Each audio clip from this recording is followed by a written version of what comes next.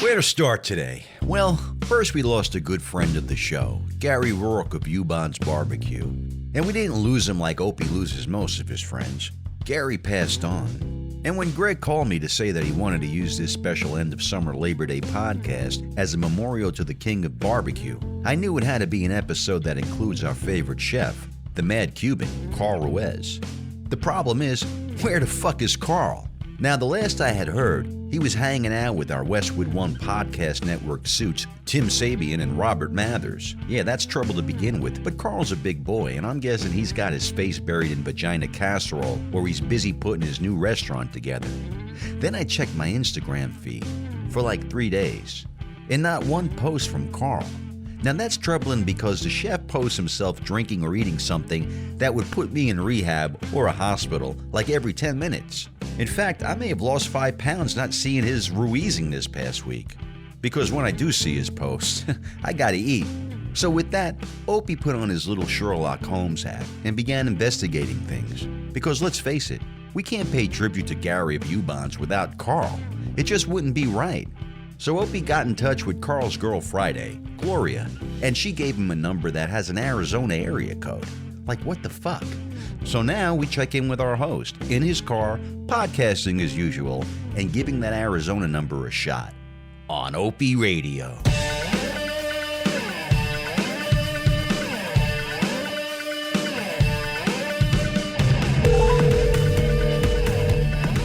Hello? Carl! Yo, what's up, Mo? Carl lives! What's up, Carl? What's going on, cuz? Lamb Chop is alive! I'm alive, bro. I went dark, huh? You haven't posted on social media in about 4 or 5 days. I texted you. You never wrote me back. Then I freaking got a hold of Gloria. All I know is she said that you lost your phone in New York before you flew out, whatever that means. And then finally, you started calling me from some weird number with an Arizona area code. And I called that number back, and here we are. Here we are. What's going on, Carl? Let me tell you something, brother. When I tell you I'm off the grid, I'm off the grid. You know what I mean? Oh, I don't care if you go off the grid, but no one knew you were going off the grid. Well, I didn't know I was going off the grid in the beginning. What happened was I was in New York, and I was at a party, and I may have drank too much. You think? It is a Tuesday. It was Tuesday. And I left my phone in an Uber. Really? And I don't know any of my passwords or anything. So then I call Gloria, and I'm like, hey, I have no phone. I'm flying to Orlando because Guy Fieri is opening a new place called Chicken Guy. It's like a fried chicken place, which was delicious, by the way. Oh, nice. So you should see me. I landed Orlando. I can't locate anybody. I don't know anybody. Nobody knows me. I have $5,000 in my in my pocket, a check card, and cigarettes. Right. And I roll up, and I figure out, where this guy thing is. And they had security. You couldn't get anywhere. And all of a sudden, this one dude's like, holy shit, it's the Cuban. You know what I mean? Right. And I'm like, hey, what's up? And then I hung out with Guy. We did the thing. And I said, well, now that I'm here, I'm going to Miami. I got no phone. I got nothing. I'm Cuban. I'm going to go where I'm safe. So I rented a car, and I drove from Orlando to Miami and just started balling. And then just word got out that I was here, like in Miami. Like just some people, like sightings. Right. And all of a sudden, my buddy Richard Hales calls me, and he's a great chef out here. Richard Hales calls the restaurant because I'm staying at the Confident Hotel where his restaurant is. Yeah. And they bring me a fucking cordless phone, like 1989. I was going to say, like it's Miami Vice. Yo, it was straight Miami Vice. Right. And he brings the phone, and he's like, yo, what are you doing in my fucking hotel? And I'm like, living. You know what I mean? Right. So he's like, yo, I texted you for 3 hours, bro. I'm like, well, I've been at the bar for 3 hours. He's like, I literally called the restaurant to find out why you were mad at me. I said, I have no phone. And then I hooked up with him, and then I'm walking down the hallway, and I see a bunch of girls that I know from out of state, and now I'm not leaving. Well, good for you. Did you get a new phone? Yeah, I just got a new phone. Right. It's up in my room. I don't even want to turn it on. Yeah, no, I called this weird Arizona number because all of a sudden I'm getting phone calls from this weird Arizona number, and then I get a text from you going, "Yo, it's me. Call me back." What's the Arizona number about? Hey, man, I make friends, man. Some are cuter than others. Just making friends. Just making friends. Right. I make a lot of friends. Single Carl, and let me tell you something. Opie, one of the most peaceful weekends without a phone. Yeah. I'm in Miami. It's Labor Day weekend. Everyone around me is beautiful, and I'm making sure of it. You got to see my bar tab. It is embarrassing. I could only imagine, man. It's embarrassing. Embarrassing. I've been drinking champagne for 3 days. No text. No nothing. Nothing. Just 1988 straight party. Straight old school Ruizing. But were you jonesing to post on Instagram or Twitter or any of that shit? Because none of us can live without our phone. Not at all. Really? Not at all. God bless you. Everything around me was so delicious, Opie. Right.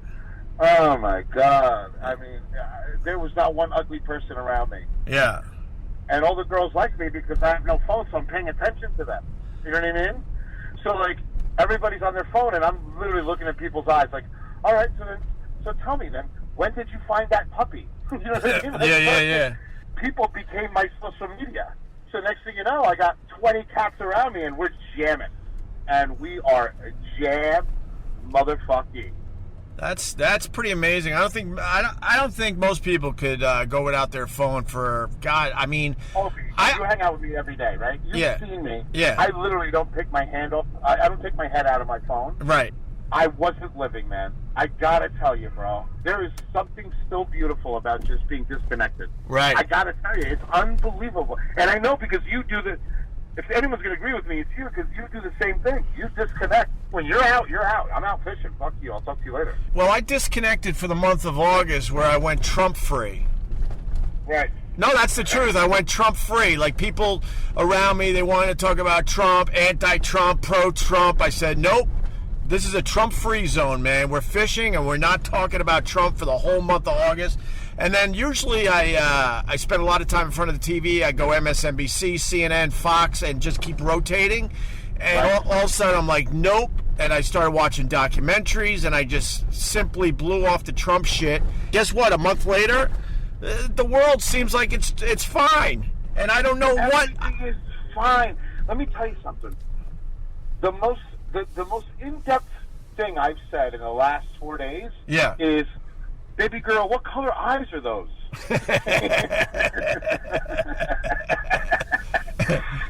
By the way, look, man, you're not fooling me. To get you off your phone for 4 or 5 straight days and not even have a phone, that means Carly's got a crushy poo. No, I don't. That's all rumors. That is all rumors. Carly's got a crushy poo. Carly's got a crushy poo. I'll leave it. You know what? You really. This is why I don't miss my phone. You piece of shit. Somebody's got a high school crush. Are you gonna invite her? No. Are you gonna ask her to the prom? I'm literally renting the house next to you down the shore. Go for it. Go for it. I can't wait till we all go for fondue. Me, you, and Lindsay. Oh, Carl, man. For real, though, I'm starting to think, what the fuck did I do? Because you weren't getting back to me. And then people are calling me. Have you heard from Carl? I'm like, no. And then, the classic, oh, shit, what's going on, man? You know what I mean? And then I'm glad everything's good and you just left your phone in New York City. I left my phone in an Uber, and I have no access to my emails or anything or nothing. I mean, there must be so much shit going on. Right. And you know what? I don't give a fuck. Right. I think everyone should unplug at least a weekend and remember what it is to talk to other fucking people. It was just unbelievable. And I got around just fine. I mean, I know a lot of people in Miami, so maybe it's not fair. But I got along just fine, and I had the best conversations, and I laughed. I mean, for one, I went at the hotel bar at the lobby, drunk as fuck, just blowing air kisses at whoever walks through the door. 11 o'clock in the morning, I look like Diego Maradona at the World Cup. Right, of course. Just same size, actually actual size. Right.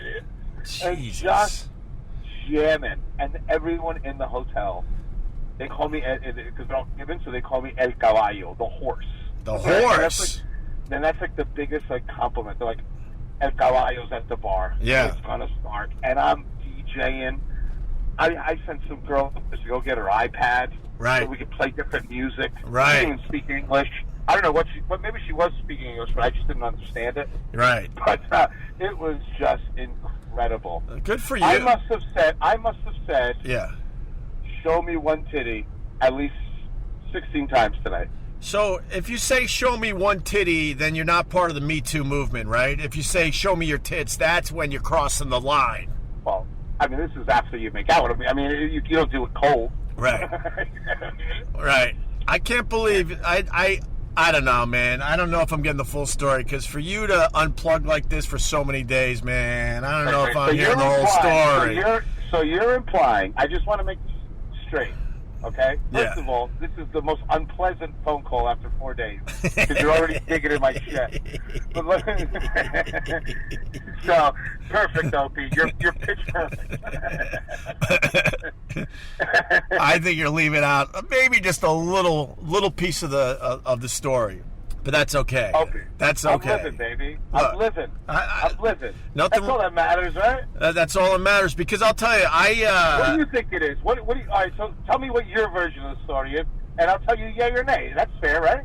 I'm calling a phone with an Arizona area code. That's my first. Come here from everywhere. That's my first fucking clue. What is? It's not a clue. It just happened to be someone with a phone. Next question. Well, I mean, if you're going to shut down my first question, then it makes it tough to go with a second question. And I just hear Happy Carl. Ew! Happy Carl God, stinks. You hate it. You don't like this. You don't like Happy Carl. Happy Carl stinks. I mean, you just they should have never made me single, bro. It's a nightmare out here. Yeah. This place is in complete turmoil. And I understand what you're saying. You're implying that I'm on some kind of super date. Is that what you're implying? I think shoot straight with me, cuz. I'll shoot straight with you. I think you've been on a super date for, let's see, I haven't heard from you in about 5 days. So I would say you've been on a super date for 5 days. And for you to rent a car in Orlando to go to Miami, cuz-a-roo.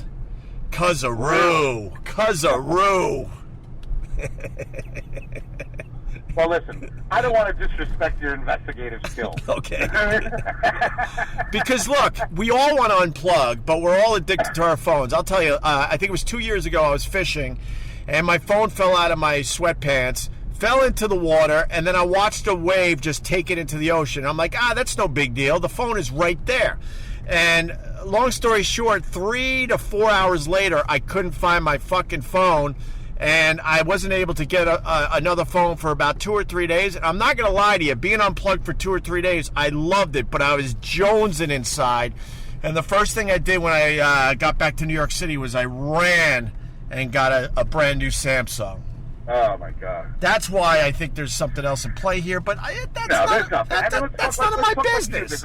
We're going to talk like old Cubans. Let's just say, make sure you have a suit for my new wedding. Oh. I'm busting balls. I'm having a good time. Everything's great. I finally finalized the deal for the restaurant. We got the concept down. Nice. And all bullshit aside, that's why I'm in Miami. Okay. And you know what? I'll give you an exclusive. Yeah. Because I love you. All right. And I can't tell you the truth about other things, so I'll tell you the truth about them. All right.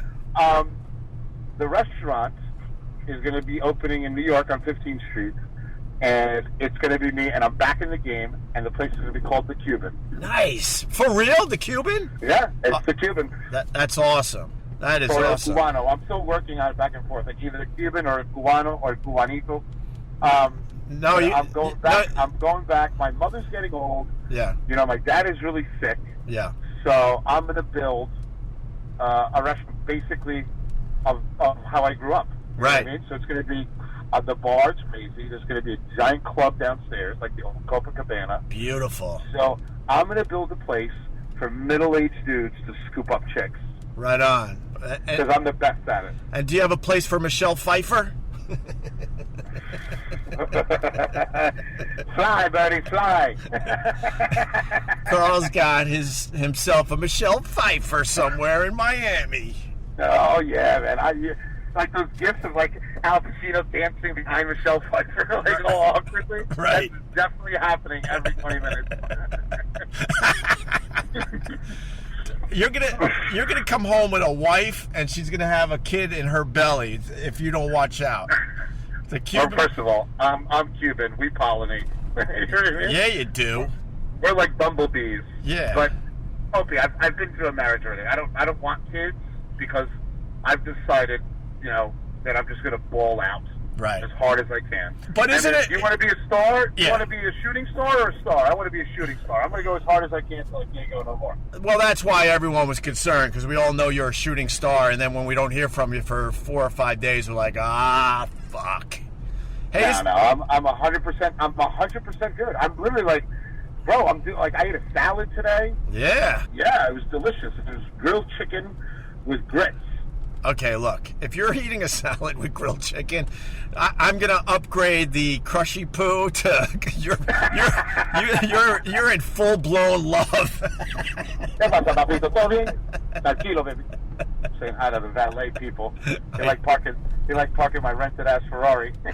Oh, Jesus Christ. Oh yeah, bro. I'm in Miami. You gotta see me. I'm wearing a Hulkamania t-shirt and clogs. Oh, that's perfect. That's you. So, is it true that most Cubans conceive their children on a dance floor? Absolutely, 1,000% correct. Right. I was definitely conceived at some shitty Spanish club in Passaic, New Jersey. like half of me is stuck on some Cuban's espadrille. What? Like you could tell. Like my grandfather used to say, like you were conceived during a fast song. Your brother was conceived during a slow song. That's why most of the stuff got inside. Oh, that's hilarious. Yeah. That's the difference between you and your very, very straight-laced brother who doesn't really party or do anything. He was conceived during a slow song. You were conceived during, what, La Bamba? I was La Bamba during the plane accident. Oh, my God. Just a plane crash on the dance floor. Dude, how do you deal with Miami, though, man? I've been to Miami, I don't know, 3 or 4 times over the years, and the people down there are so fucking beautiful that it makes you instantly depressed. I love beautiful people. Yeah. I love beautiful people. But you have to drop your own number down a few digits when you're in Miami. Yeah, I mean, me, like in New York, I can fish a solid 7. Yeah. All day I can catch 7s. Yeah. I mean, in Miami, if I'm batting 3 to 4.5, it's too much. It just proves that God is very, very cruel. He is, but the thing is, in Miami, you have to regulate, right? So you have to compensate for a lot of shit. Right. So you need a giant fucking room. Yeah. That the girls can see from the pool. Yeah. And you need something red with a horse on it. Right. And then you'll maybe, if you play your cards right and you don't slur your speech, you're going to be hitting 6.5. All right. All right. You know? So yeah, there's rules down here, and if you play by the rules, you're going to win. Right. If you show up here looking like you're in Nantucket, you're done. Right. You're done. I mean, I'm literally walking around with jewelry. You know what I mean? If it sounds like I wasn't listening to you, I wasn't, because I just swerved out of the way. Almost was in a major accident. I'm on my way to Bay Ridge, Brooklyn, of all places, to talk to Chris. What are you doing down there? I'm going to talk to Chris DiStefano and Giannis Pappas, the Bay Ridge boys. So we're going to hang around in Bay Ridge, Brooklyn, and do some of that podcasting. But I was worried about you, so I'm like, I finally got this phone number to call you and to make sure you're all right, my brother. Chris and Giannis, I mean, this is probably your first quality podcast. You made it, kid. It should be fun. I'm meeting Chris in his empty... Oh, they're so fucking funny. I'm telling you, Chris is one of my favorites. There's very few people as funny as Chris DiStefano. And as far as roasting people, Chris DiStefano's the best. When he locks in on you, you're fucked. Yeah. he has the social wherewithal of a fucking time bomb. You know what I mean? He likes the Hispanic broads. We both drink from the same well. He loves the Hispanic broads. I saw this girl today. You could see the back of her from the front. Oh my God! What does that mean? She was everything. She had everything everywhere, and I just straight, not even tried to open in English. I'm like, ¿Qué pasa, mamita? Right. She's like, "Hi, Poppy." I'm like, "Yeah, now we're talking." All right. Yes, I'll see you at the pool bar. I'm meeting him at his empty apartment. He just bought an apartment in Bay Ridge, and then he wants to go get a haircut. So I think it's set up for another wonderful OpieRadio podcast. Well, I'm a fan. I listen to him. And I'm gonna, I'll talk to a bunch of people on the street, I'm sure, and fuck that up. So hopefully I don't get punched in the face. So I'll give you a little taste. Yeah. If you want to keep your investigation, I'm going to give you what we call a lead. I'm going to give you a hot lead. Okay. The other night in New York, yeah, I was chilling with my new squad. I was squatted up. Yeah. Tim Stabian and Robert. Oh Jesus! No. And Sherrod right. and Vic Henry. Right. I was at full power in New York City. At full balling power. Wow. It was incredible. I was giving out steaks like it was a scratch off. You'll get a steak. It was incredible. Taking care of everybody, and then that led to what happened? I said We're breaking up. I said taking care of everybody, and that led to you leaving your phone in an Uber, and then jumping on a plane to go to Orlando, and then renting a car and driving to Miami, all without a phone. You're nuts. Yeah, all of this happens. All of what you're saying is true. So, Carl, this podcast became very different than what we were going to do. It's the end of summer, and I was going to just do a few minutes with you. That's why I've been trying to track you down, because Garry from Ubon passed away, so we wanted to, do him right. So Joey put together like 20, 25 minutes of Garry just crushing at the New York City BBQ Fest. I was lucky to meet him because of you. You brought me into that whole world, and the whole Ubon family and the whole barbecue family really made me feel at home. And Garry just crushed it with the old school jokes and the stories, and we had just the time of our lives. And then hold on one second, Opie. I understand. Hold on a second. Can I get a Jim Beam double and an Amstel Light in a glass? Yeah, no, I understand, Opie. Go ahead. Are you? Oh my God! You know what? If Gary's listening to this in heaven, he's like, "Yep, perfect. That's exactly how you should handle my sudden death." Oh my God, what's wrong?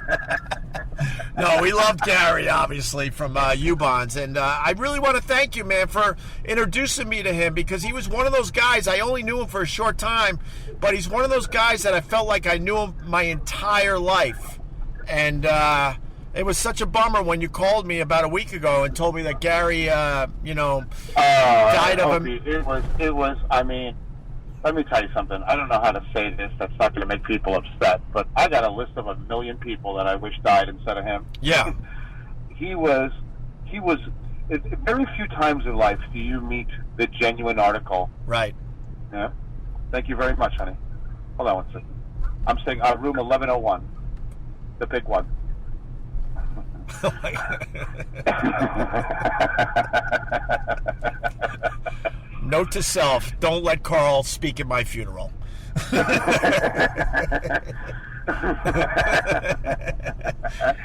I'll show up literally Harry the Hater. he gets ADD when he sees a bar. Oh my God. So Gary's a genuine article. Yes. You know what I mean? And one thing that actually triggered me to really not give a F about what's going on with my phone and all that was him. If Garry could do one more thing, it would be enjoy other people. Right. And I think we forget that every day. Like, when I met Garry, I was a Spanish kid, a Cuban kid, business to talk or know anything about it or barbecue or anything like that, and he opened his arms and treated me like one of the family, no questions asked. And there's so few people in my life, and I'm definitely going to point you out and say in your life, that aren't your friends without an angle. Right. You know, like we have a great friendship, you know, like Gary and me. Because Right. we don't need each other for anything. Nope. You know what I mean? I'm not calling you or you're not calling me. Like, when we do the podcast, we do it because we want to see each other. Yes. And it's that simple, Yes. you know? And when people are like, get away from Opie, it's like someone telling you, like, get away from your best friend. It doesn't make sense. You know what I mean? And the same thing with Gary. We talked about real stuff. I mean, there's very few people that you could tell anything to, and the end of the conversation will end up with a hug, and he'll just tell you, at least you ain't dead. Right. Yeah. And he touched me. He touched my heart in a way that very few people did. You know, and if he did one thing, he inspired me to live even harder, because you never know when it's going to be your day. And nothing ever bothered him. When they would win barbecue competitions, he was happy, and when he would lose barbecue competitions, he would be happy. The same level of happiness. Yeah. Like, I'll tell you, I in Memphis in May last year, we were in Memphis, and 2 years ago in Memphis in May, which is the biggest barbecue competition in America, right? It's like the Super Bowl of barbecue. And he's won Memphis of May before. So when he didn't win the year that I went, he threw a party like he won. And everybody showed up. Like, he didn't care. His ego wasn't hurt in the least. He didn't care that he came in 5th place or whatever. He threw the same party as if he would have won. Yeah. And that's who Gary was. He was the most consistently honest and loving human being I've ever met in my life. And he didn't know me from Adam. Like, he didn't, you know, it's not like, you know, he didn't want anything from me, nothing. He just wanted me to drink a Bloody Mary and say them stupid funny stuff that you say. Right. That was it. Yeah. He was one of those guys that, like I said, I only knew him a very short time, and I was really excited that he was going to be part of the podcast. I couldn't wait to do it again with him. But he was so full of life. He meets me. He made me feel like one of the gang, and he made sure I had a drink and food. And he also knew that, you know, he could have fun and tell some of his jokes and tell some stories. And he didn't care how it came out. He just knew. He didn't care. He just knew we were all going to sit around and just have a good old time, man. Was he a monster in the barbecue world? He was a monster. I mean, he has more trophies than you have pink slips in radio. Well, that's a lot of trophies then. Exactly. That's how good he is. Right. I heard from Craig, you know, the barbecue ninja. Sure. He called me at 8:30, and the way the way that they talk in the South, it's just like it'll hurt you right to the bone. Yeah. You know what I mean? Yeah. He calls me up and he's like, "Hey, Poppy's gone. Poppy's gone." Jeez. And I'm like, "Son of a bitch!" Right. And I just hang up the phone. Right. You know what I mean? Like Poppy's gone. And then I remember I called Bill Durney, and you know, Bill Durney is one of the best barbecue guys in the country and has known Gary. We called him Poppy. Yeah. And he's known Gary his whole life. I mean, his whole professional life. And it was so funny to see Billy, such a tough Brooklyn guy. Right. And I get choked up just thinking about it. And I call Billy, and I'm like, "Billy, you know, Poppy's gone." And he just quietly, he said, "We lost the king today." Right. We lost the king. And that was it. Wow. Wow. Whew. Bro, I just got a bit teary-eyed. Me too. I mean, every once in a while, one of these really hurts, and you realize only the good die young. Right. My heart goes out to the barbecue princess. She's got to be just out of her mind. Leslie, and Leslie's the glue of that family, and what she has to deal with, and her husband, Heath, you know, is a beautiful man and a great doctor, and I mean, these are real people. These are real people, and I'm glad that I was able to. I mean, one of my last posts was a Yazoo Ubon's picture, and you know, maybe God did it this way. Maybe I lost my phone just so I could get off my bullshit. Right. And you know what I mean? Just let it sit for a second. Let it sink in what being a real person is. Because let me tell you something. Every day we get farther and farther from it. I'm breaking up just thinking about it. You know what I mean? Like, yeah. He was a good dude. He was the king. You know, the king laid down his crown that day, and it was awful. It's awful for all of us. Sometimes it's good to just kind of wake up and reorganize your priorities and realize that dumb Twitter and that dumb phone means nothing in the end. absolutely nothing. It's fun. It can be fun and silly at times, but, you know, we shouldn't take that shit seriously. We should all get our faces out of our goddamn phones and have real human contact again. He was unbelievable. Like, when he died, I was... Listen, I've seen a lot of people die. Right. And to tell you the truth, most of the time I'm not that sad. I justified some way. He was old. He was a cokehead. He didn't have a helmet on. You know what I mean? I always figure out something to justify it. Right. So that I can move on with my pettiness. Sure. Right? Sure. But when someone like Garry dies, everybody stops. Right. Because he didn't have a negative thing to say about anybody. Oh my God! You know what I mean? No, I felt that immediately with the guy. He was just full. I felt right. You felt genuine love from him. No, he was just full of love. There's not a lot of people you meet in this world these days that are truly just full of love. That a person that others want to gravitate towards as soon as they see him. Like even through the second day of that barbecue fest when we were podcasting, the whole time in the back of my head, I'm like, "Where's Garry? Where's Garry? I can't wait to see Garry." And it wasn't. Right. I knew he would give us great shit for the podcast, but I also just wanted to hang around that energy. His energy was so pure. I'm jealous that we weren't closer. Right. How about that? Right. You know what I mean? Like, yeah. I'm jealous that I didn't spend as much time as I could have with him for the sheer fact that, you know, just to love him more, just to love him more, and it's that simple. And he was just, I mean, he taught me things about life. I mean, you can learn about cooking, but he taught me without ever teaching me anything, without telling me ever, sit down, boy, this is what you do. He's one of those few people that teach you how to be better just by existing. Yeah. You know, and I would look at him and I don't know how much longer I could talk about this, but I look at him and I was like, wow, like that's, you know, on his worst day, he's better than me on my best day. Right. You know? No, I get it, brother. That's what a man is. You know, that's what a man is. Not going out renting a Ferrari. And actually, that's pretty cool. Yeah, it is.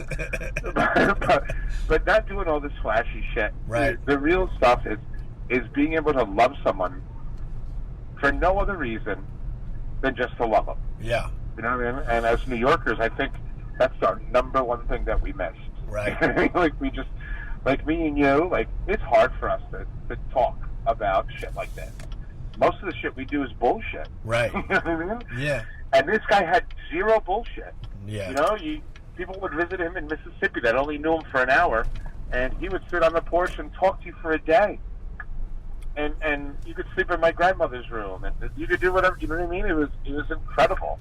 You know, and when Bill Durney said, you know, we lost the king today, I swear to God, it was like a lightning bolt. Yeah. You know what I mean? Because you're talking about one of the toughest, baddest people in barbecue who never even cracks a smile. You know what I mean? You know Billy. You know what I mean? No, I know. Billy's tough, man. Billy doesn't give it up easy, you know what I'm saying? No, he doesn't give it up, and he just... And just to see Billy and to hear a crackle in Billy's voice, and I called Sam Jones, and Sam Jones, you know, I mean, just to hear Sam Jones and all these legends just completely take two knees.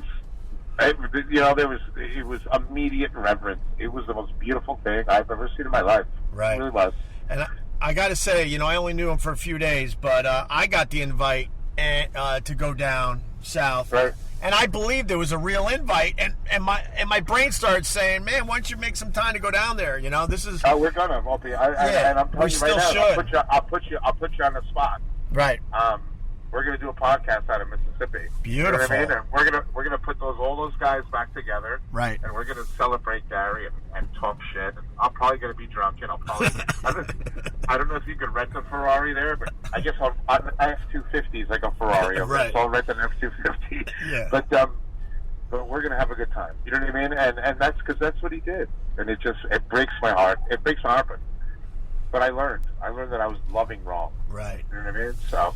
Well, listen, man. I mean, that's my 2 cents. So 2 cents. No, you just did Garry proud from Ubon's, and you know, Garry made sure I pronounced it correctly. I'll never forget that. Garry, God bless you. God bless Gary's family and the whole barbecue community.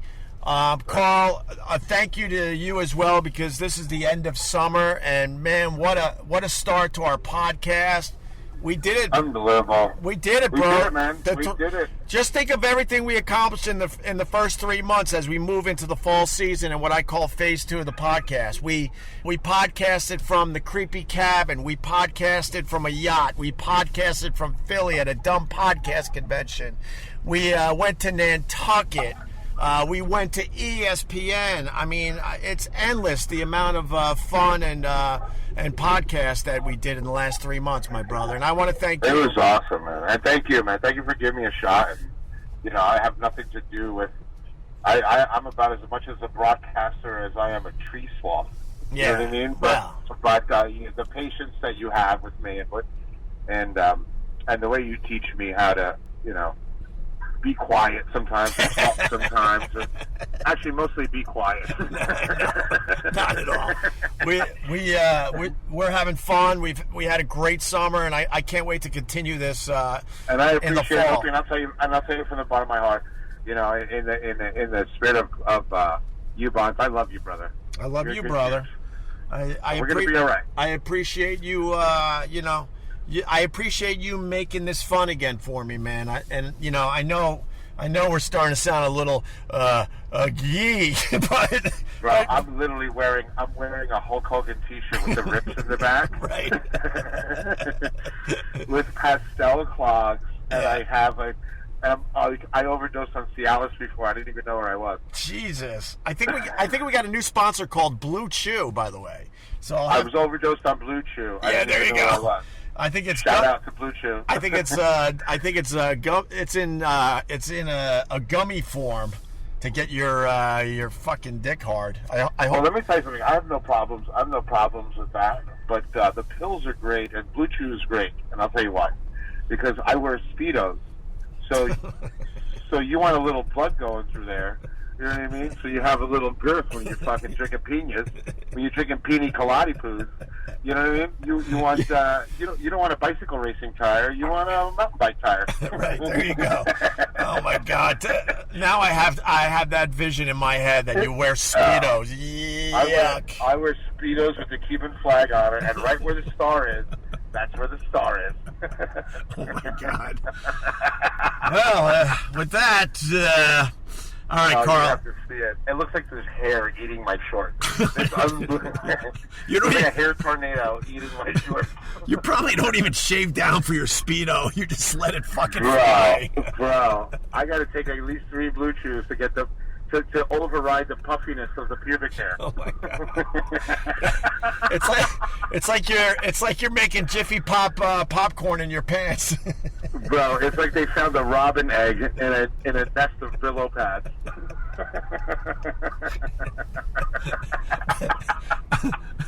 Bob Ross is painting fluffy clouds in your Speedo.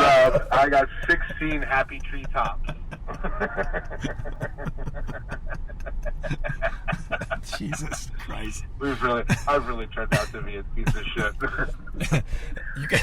I'm gonna go old school. You got Oscar Gamble in a leg lock.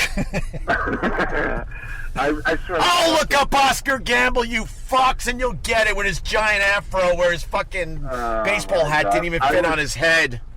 I wish you could smell my hand. It's like Ancestry.com. Oh, my God. All right, bro, let's go. You go back to Miami. I'm pulling up to Bay Ridge, Brooklyn. I love you, man. I love you, bro. Wish me luck. I'm gonna be talking to Chris Stefano and Giannis Pappas, the Bay Ridge boys. So I'm looking forward. Listen, can you ask them one question? Yeah. Are they fucking? Yes or no? That's my only question I have for both of them. You have to ask them. Yeah. Carl wants to know if you guys are fucking. Yeah. And the second thing I want to say as I close this out is, I love you, Gary. Rest easy, brother. And you fuck one goat. Hey, man, that's a good setup. So what we're going to do, Joey really worked his ass off for us. He went through the barbecue episodes, and he put together about 20, maybe 25 minutes of Gary just crushing and us all hanging out as one happy barbecue family. So that's how we're going to close this out, Carl, all right? All right, good, man. All right? I miss you, Opie. I really do, man. And thank you. And I know I'm melancholy right now, but I love you, brother. I love you too, and I really brother. do. I don't care if this is on the podcast or not. I love you. No, you know? yeah, it's kind of awkward when you say it when it's not on the podcast, but I'll... That's Opie. That's why I love you. You're a genuine double grade A piece of shit. with a giant heart. That's what confuses everybody. Well, that's why you keep getting hurt. You're right. You know what I mean? You give all these people careers, and they give you shit. Oh, I love you. Now I love you. I don't love you like Chris loves Giannis Pappas, though. You know, we really with that sticky mouth. We have our boundaries. Those two, I don't think they do. Oh no. I mean, if one trips, they're fucking. Yeah, there you go. All right, I just pulled into a spot in Bay Ridge, Brooklyn. Carl, you enjoy Miami. I'll see you back in New York. Joey's going to take it from here and set up the Garry stuff. A nice little tribute to Garry from Ubon's. Thanks. I will. And let me tell you, and another thing, I love you, Joey. And thank you for everything you do on this podcast. You're literally better than both of us. There you go. Yeah, I love you, Joey. And I love it. So I downloaded his album, Ope. Yeah, it's great, isn't it? And we had I had no fucking way to get to anything. Yeah. So the girl that I'm with. Oh, you gave it away at the end. Joey, remove this. Nope. Joey. Nope. Cut it out, Joey. Nope. No, cut it out. You can't cut it out because you want to talk nice about his album. So you're in a quandary right now, my friend. All right, you know what? I'll take the shot. So she downloaded the album. Yeah. And it was the only thing that we listened to from Orlando to Miami. Nice. As I was spitting Dunkin' Donuts ice cubes at her, fucking screaming. Right. I gotta go to rehab. All right.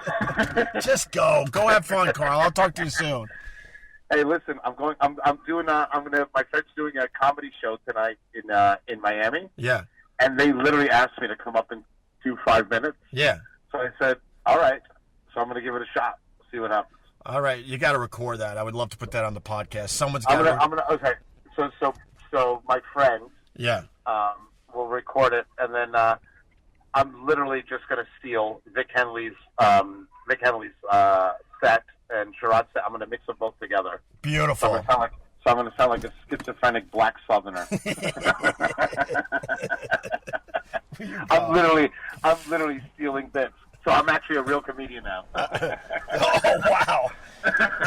Insert Amy Schumer's name here. All right, Carl. Okay. I like that dude. Don't fuck with him. Oh, my God. I'll talk to you later. All right, Carl. Have fun in Miami. I'll see you soon, buddy. Bye. At OpieRadio, we consider our guests part of the family. That's why when the great founder Garry Roark of Ubon's BBQ of Yazoo passed away recently, our entire team was so saddened by the news that we felt it our obligation to shine a light on this extraordinary man.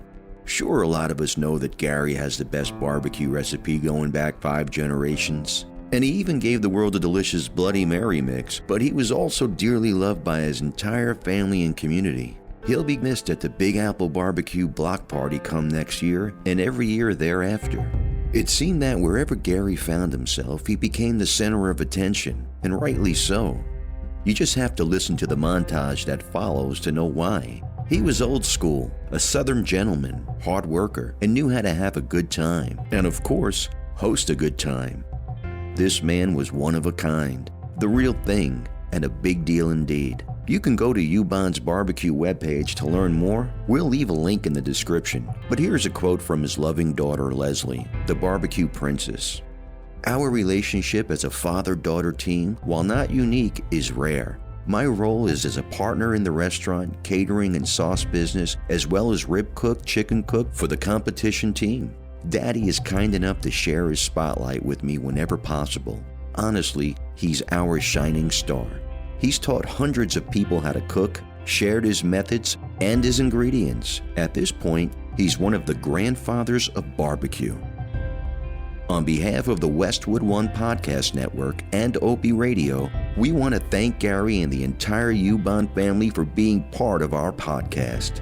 Our condolences to everyone at Ubon's with deep regret for your loss. The world's just a little less funny today, but Garry was a man with a great legacy. To put it simply, he left behind a big footprint. Let's honor it.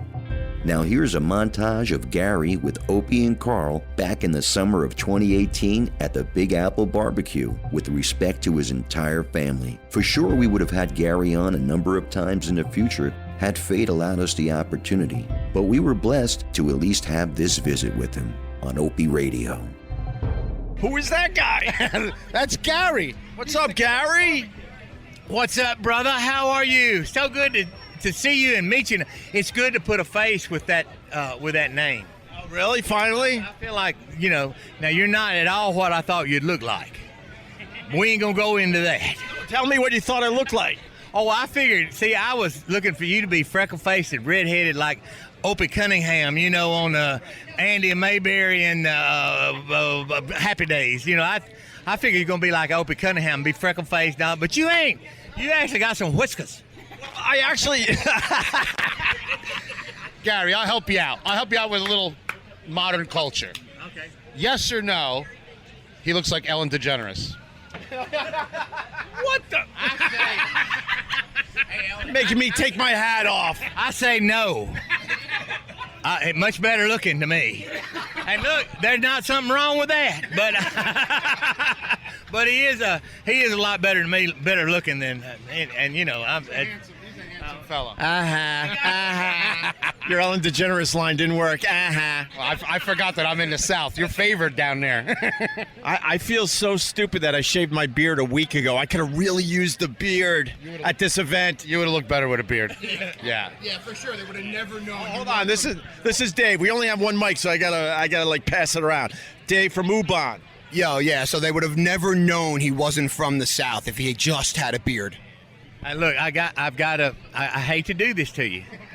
I really do, because we're in your town. But even if I wasn't, I'd have to correct you. It's Ubons, not Ubons. That sounds that ain't right. It's Ubon. That sounded too northern, didn't it? Ubons. Ubons. Ubon. Oh my God, I'm in trouble already, Carl. The minute Opie got here, the first person I introduced him to was Tank, one of the best pig farmers in the country. And I go, this is Tank. Tank, meet Opie. Opie goes, hi, Hank. Hey, did he say, hey, man, how y'all doing? He was not happy. I just couldn't hear. And I told him my uncle's name, he's no longer with us. He was Hank, and he was an elevator fucking guy. He was in the union. He was a tough guy. I kept trying to fix it. You're like, because Hank is a good name. He goes, what the hell's this guy you brought around here? I go, that's the Opester. And that guy raises pigs, all sorts of pigs, right, Carl? Delicious. I had one of his lard hogs. It was unbelievable. Unbelievable. These guys know more about barbecue than, most people, especially up here in New York. They read a couple blogs, they watch 3 YouTube videos, and then they're an expert. Yeah. I mean, these are 6 generations at Ubon's in Mississippi. There's 2 things in Mississippi: a jail and Ubon's. And it's Wait, what did he say? He says, I spent a lot of time in both. And who's that? That's the barbecue ninja. He's the man. Yeah, man. It's I'm one of the new people on Ubon's. I've been here 21 years, and I've got a couple of them just accepting me in the fold. They just figure he's like a ward. His ass isn't going anywhere, so we're just gonna, just accept the fact that he's there, and here I am. I'm not going anywhere. So you've been at it 21 years. When will you officially be accepted? How many more years you think? I'm holding out for at least 5 more years. Yeah, and then I think at least I'll be vested. I can retire and be all right. And then 25 years. Yeah, but I got to tell you about Craig now, the ninja. Since I became a member of the Watery-Eyed Old Farts Club, I don't do much, and they take up the slack. Leslie, him, and they know what to do. They've been doing it around so long, but it's so hard on an old man to have to sit back and watch the youngsters do it. But now that right there, the best boss in the world. She'll tell anybody what to do. Who's she? She's the barbecue princess. What? Were you in a coma? I'm trying to learn. You know where you are? You introduced me to like 25. Apple barbecue. We're not an American Girl doll reunion. This is a barbecue. You introduced me to 25 rednecks in 2 minutes. I'm trying to figure it all out now. Just say yes, sir, and thank you, and then you'll be fine. That's all you have to know. That's it. Yeah, how you're doing? Hey, can we get y'all something to drink? I mean, y'all need like a beer, okay, so he's good. You've got, okay, so good. He likes a fruity drink.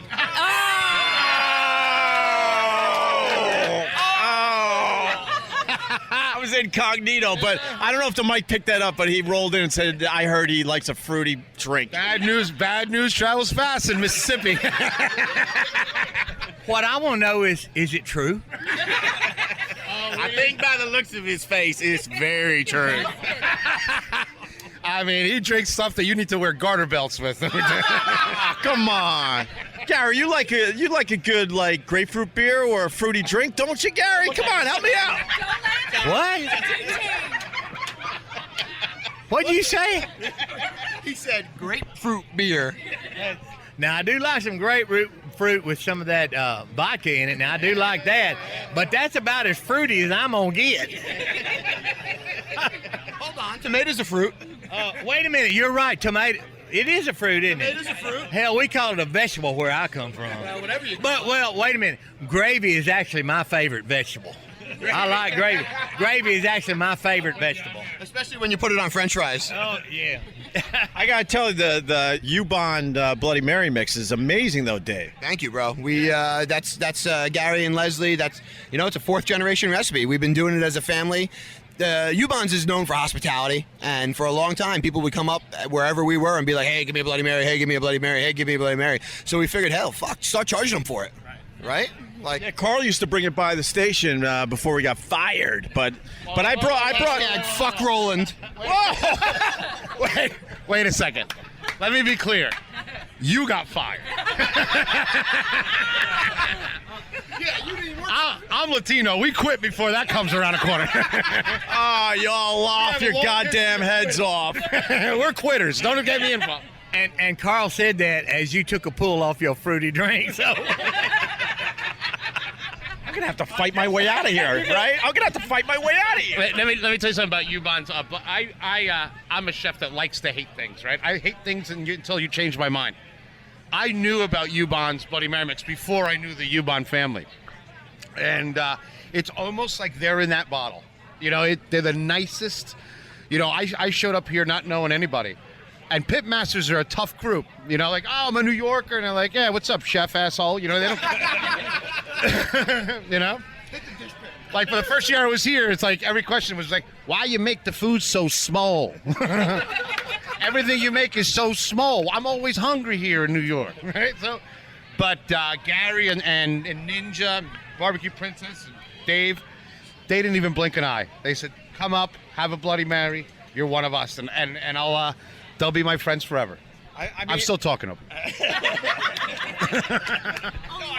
We're in the South now. Have some manners, okay? I just wanted to say, as they beat the shit out of me, I feel like I've known these guys for like 10 years. I just met them. Oh, yeah, and they'll talk to you like they've known you for 10 years. You getting fat. Carl, look at the titties on you. They talk about you like they've known you since you were 2. Unbelievable. What stories last night, huh, Garrett?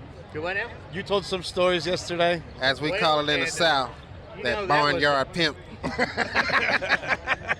They might have been a little bit induced by some type of liquid consumption there that might hinder that process today. Oh my God, it was so funny. Just talking about the South and crazy shit. I like to joke about the midget trying to buy a horse. Do you remember telling that one, Gary? Yeah, I do remember that. Midget going to buy a horse. You don't even have to tell a joke after that, right? No, you can just say midget goes and buys a horse. You're good. I just want to make sure Gary remembered telling that. Because at that point, we were down to my cell phone. What a mess last night with all that. Cell phone was pretty good. It did all right. It did the job. Well, I do have another story if you'd like me. Please. We live for it, Gary. We live for him, Gary. This real pretty lady, and some of these Southern ladies are just really quite gorgeous. I'm looking at one This right one- across from here. This was out.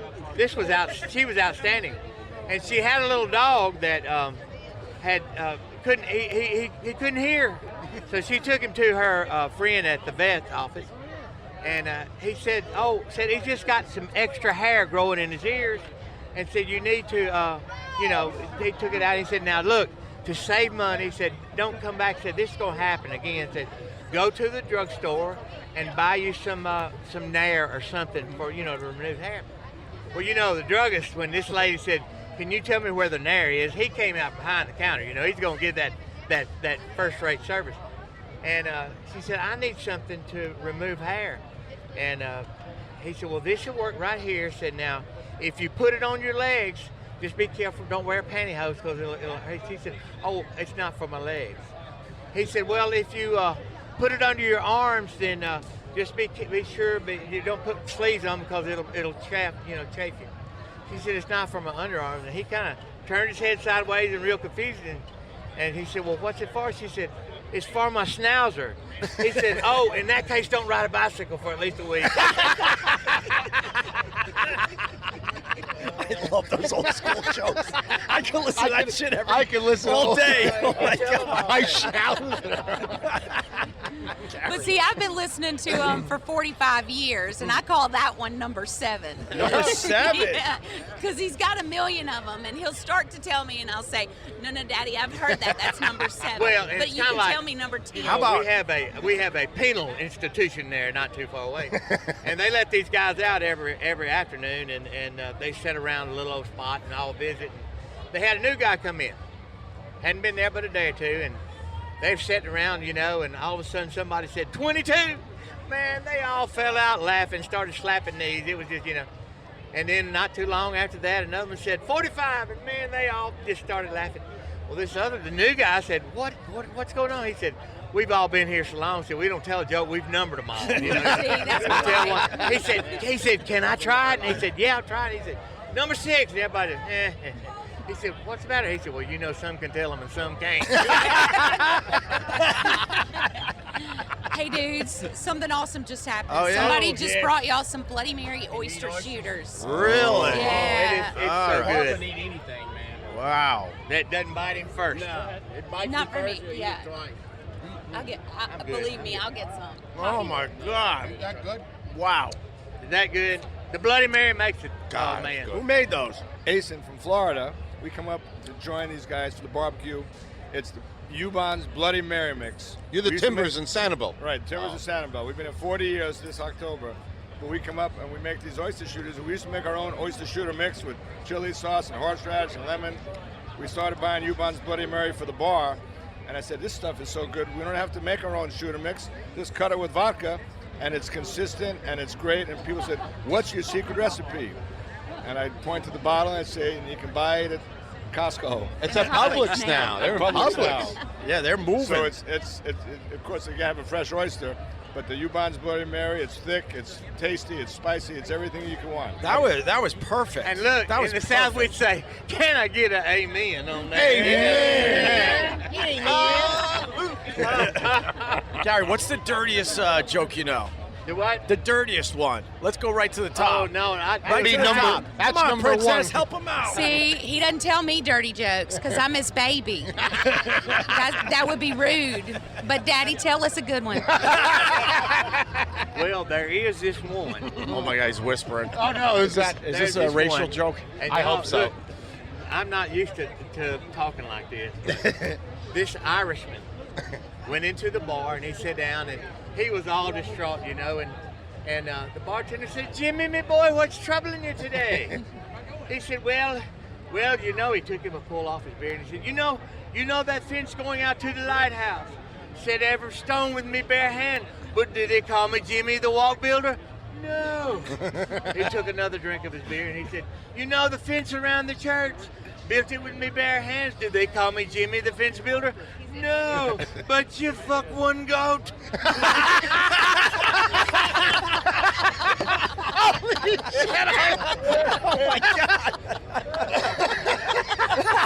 He made my mama blush over there. Is that Mama? Is that Mama? How are you? great. How are you? I just want to be on mic. Anyone that pats me like that when I put a mic in their face, She I patted know. you like you just told her you were terminal. Right. He's like, no, I'm good. What stage are you, Opie? Right. Gary. Top of the day to you, lads. How in the world are you? I'm good. You guys did it upright last night. I had a good time. Oh, did I see you last night? I told you he don't know you. I had a large time last night. That was really good. I enjoyed that. I have never had time pass by as fast in my life. If all my life passed by that fast, I'd be dead tomorrow. Yeah, no kidding. Hey, tell them what your theory of life, what life is like. You know, as I get a little older, I realize that life is like a roll of toilet paper. The closer you get to the end, the faster it goes. And I'm almost to that cardboard dirter, you know. Do you know what a dirter is? I don't know what a dirter is. That cardboard center. You know, the kids do it and they say, dirter, dirter, dirter. That's a dirter. That's a dirter. You know, we never stop learning. See, this is all part of the learning process. Never stop learning, because then you might die. Right, I hear you. You've been at this a long time, Gary. Can you tell me the history of Ubon? Well, and who did it start with? Ubon, the sauce was made for my grandmother and we'll go back to the start. They used to make this sauce up every 4th of July. What year are we talking about? Well, I don't know. I wasn't in the world yet, so I don't know. But my grandmother and grandfather did this, and they would cook a whole hog or a side of beef every 4th of July. And they would mix this sauce up in a number 3 tub, stir it with a boat paddle that Granddad probably fished with the day before. Health department frowns on that right now. They don't like you doing that. I think it would add a little flavor, Gary. I'm with you on that. So there's a scale. Oh, okay, never mind. Right. But then my daddy condensed that recipe down to a gallon, and then I started making 100 gallons, and now we're making thousands of gallons at a time. Actually, truckloads. But it came from that far back. And I got my grandmother died in the mid-'70s, and my aunt had a original handwritten recipe in my grandmother's handwriting on cardstock and had it laminated and sent that to me. And she said, I thought of all the grandkids, you might like to have this. It was the recipe for Ubon's barbecue sauce. Wow. And I said, okay, let's see how much us Roark boys do a lot of tinkering with stuff. I said, I'm going to see if Daddy changed it. But I went right down the line. She sauteed her onions in butter because she didn't have a dehydrated onion at that time. And that's what I used, but that's the only difference in how she made it and how we made it. And people seem to love it, so. Oh, it's the Do you guys got a factory down there? My factory was a closed-in portion of my 2-car garage that was inspected by the health department. I used to make it 100 gallons at a time. That's unbelievable. And I would make it and hand bottle it. I've got a dispenser on the side of my bat. Right. Wow. And I even upgraded. I got 2 dispensers where I can have 2 people working. Looks like me and you got a job, Opie. Yeah, I like that. Cost of living's lower down there. No kidding, it is. Man, what are we doing up here? Remind me of another story. All right. Oh, yes. Let's go, Gary. We're all in. You know, rednecks are phenomenal for saying, hold my beer and watch this shit. Right. Well, these 2 alligators were watching these 2 rednecks on the shore. He said one alligator was just monstrous, and the other one was just, no belly at all. He said, man, how come you're so big? He said, well, I just eat rednecks. He said, well, I do too. He said, what's the difference? He said, I slip up to the bank and said, I just catch them when they're fishing. He said, I'd ease up to the bank. He said, I'd reach up and grab them. He said, well, kind of what I do. He said, well, tell me how you catch them. And he said, well, man, I start flapping my jaws and when I get to them, and he said, and I reach and grab them. He said, oh, that's what's wrong. I said, you ain't getting nothing but redneck shit in tennis shoes. Man, this guy. I've been listening to these for 21 years. I mean, I hadn't heard that one. I hadn't heard that one either. That's why I ain't heard that one either, but that was a good one. I know, I'm sitting there like, where'd that one come from, That's number 64. It's something about Carl that brings out the worst in me. Well, I don't think you're the only one. I bring the worst out of everyone. That's my attorney. Well, I'm not going to say anything about Opie, though. See, I just met him. I will give him hell tomorrow. Okay. Right. It's nothing like hearing a good old Butterbean song or You know, talking about your baby's like a streetcar. Oh, yeah, now when we sang the blues, Yeah. oh, yeah, I love that. Oh, I love the blues. Don't get no better than her being your drawer. You're trying to reach inside a drawer for a dresser. That's classic. That's classic, Poppy. Let's get it. Let's get it, Poppy. You want him to sing his blues song, Let's right? get it, Poppy. I would love to have Gary sing a blues song. Let's get it, Poppy. The Billy Dirty bullshit one. Okay, I'm being interrupted by David Rosen. I'm being interrupted by David. I Well, thought you you know, weren't that's- going to be here till later. That's what, I that's thought what I had you all this expect by from a myself. Jeep. Listen now, my kid went 3 for 4, and he struck a kid out on the hill, so it was worth it to be there. Hey, that is Congratulations. good. I would have been there too. Yeah, we got Gary's going to sing a blues song. Yeah, I'm going to sing. Which one? My baby like a streetcar. Yeah. She'd roll from side to side. I said my baby's like a streetcar. She'd roll from side to side. I said my baby's like a streetcar. Just gotta get on and ride.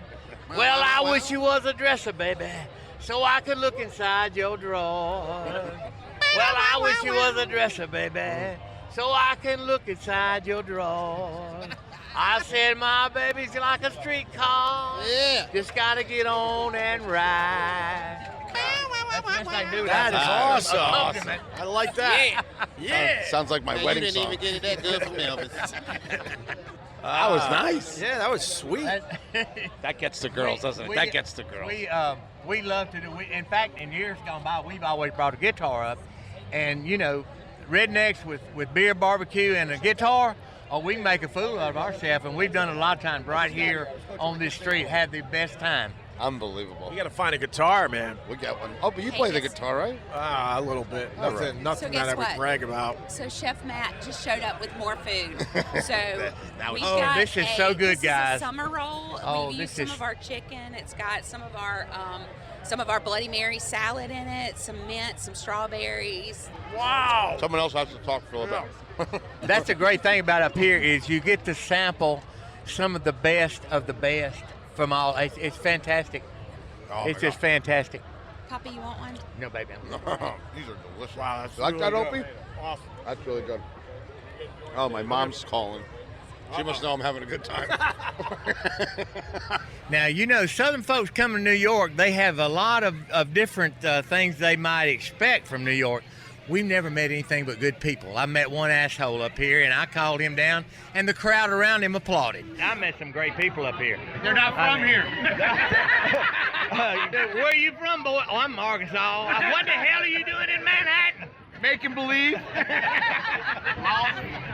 No, the people that say hi to you are usually the tourists in New York City. Yeah, For real, most New Yorkers will not look at you, will not talk to you, will not tell a story like that, Gary. You know that the part of the country I come from, we open doors for the ladies, whether it be the truck door or the barn door or the front door of the house. We open doors for ladies. And if you do that up here, they think, what the hell do you want? You know, what are you after? But we still do it. It's All right. so funny. Like I thought there was going to be a joke there. No, she's opens doors, Opie. Yeah, I got it. What? I was waiting for the punchline. And now Carl's mad at me. I'm like, here comes another punchline. Everything doesn't have a punchline, you know. Oh, it does. OpieRadio does. We did smoke in Austin, Texas, and we went to eat with him one night. And Mary Massey, she said, "Dude, you want to take the wine tour?" And I said, "Well, hell yeah. You know, old country boy wants to take a wine tour." And she took me over to the winery and let me taste several different things. And you know, the old country boy in me said, you know, you're not supposed to drink wine and then spit it out. I mean, Mama taught me different than that. So I drank 5 glasses of wine, and she got me plumb snockered before I went back to even eat dinner. But it was good. She's got a barbecue red that is really good. Yeah, but we had to be on TV the next morning. Me and Dad, we were like a team. We did this competition, and you know, he woke up, and I could look at him and tell, man, he's not feeling so good. And he kept telling me, yeah, I think I'm having one of my headaches. But it turns out one of his headaches was due to most of 3 bottles of wine in 10 minutes.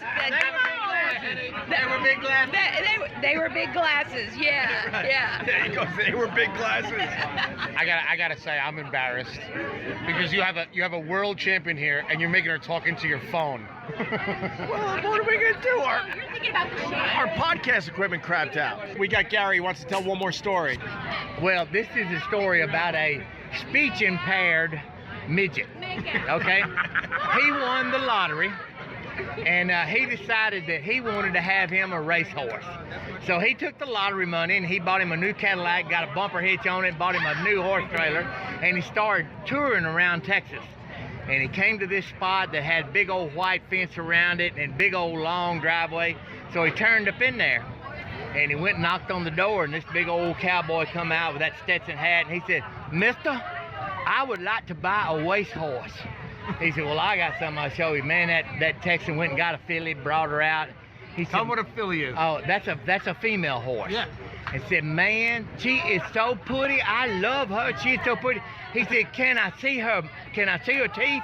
Well, that Texan was kind of pissed off, and he just reached and grabbed him and stuck him up and let him open that mouth. Said, "Yes, sir, she's healthy. She got some pretty teeth." Set him back down. He said, Can I pat her on the mane?" He said, "Yeah, now that's that hair that comes off the neck." He said, "Yeah." And he picked him up and he patted him on the mane. He said, "Well, mister, can I see her twat?" Well, he got old Texan that got pissed, and he picked him up and stuck him up under that tail and just rubbed his face in it. And he said, he'd set him down. He said, "Maybe I should have said, let me see her run around a little bit." Oh my God! That's perfect.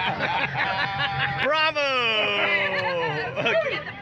Garry from Ubon's. Oh my God! He's isn't he the best? That's how you tell a story. That's how you tell a story right there. Yeah. Garry, why don't you take us out? Guys, I've just got to say that, Opie, I've met Carl before, but man, New York people just keep getting better. Thank you, Garry. Long live the king, Garry of Ubon's. And just for the record, Carl, I love you. And I love you too, Greg, now that we're all touching pee-pee tips.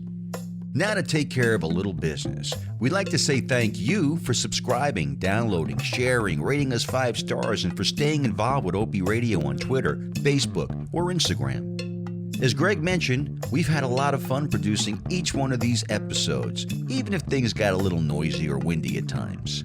I met Opie back in May when Tim introduced us, because he wanted a new version of the old intro theme.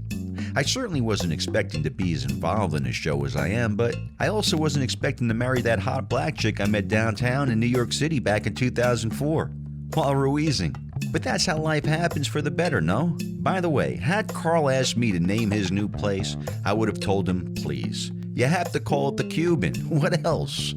So this is the end of summer, and we want to let you know, like Opie said, as we head into the fall, Phase 2 begins, because now we have a studio, an actual studio. Of course, don't expect every episode to be a radio broadcast. Greg still wants to hit the streets and visit friends on location. He's got big plans, including fun new guests, the usual suspects, and things I'm not allowed to talk about at this time. But none of this means a hill of beans without our fine sponsors, the powers that be of Westwood One Podcast Network, and without question, you.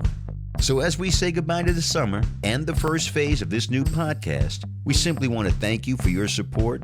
But stick around, because we're just getting started on OpieRadio.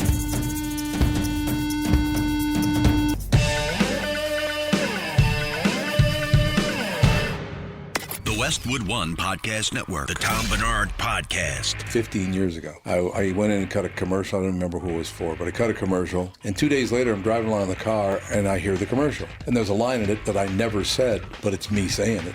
Like, ooh, that's rather scary. Wow. I mean, that was weird. The Tom Bernard Podcast. Download and subscribe at Apple Podcasts, Google Play, and the Westwood One Podcast app. Free from the Westwood One Podcast Network.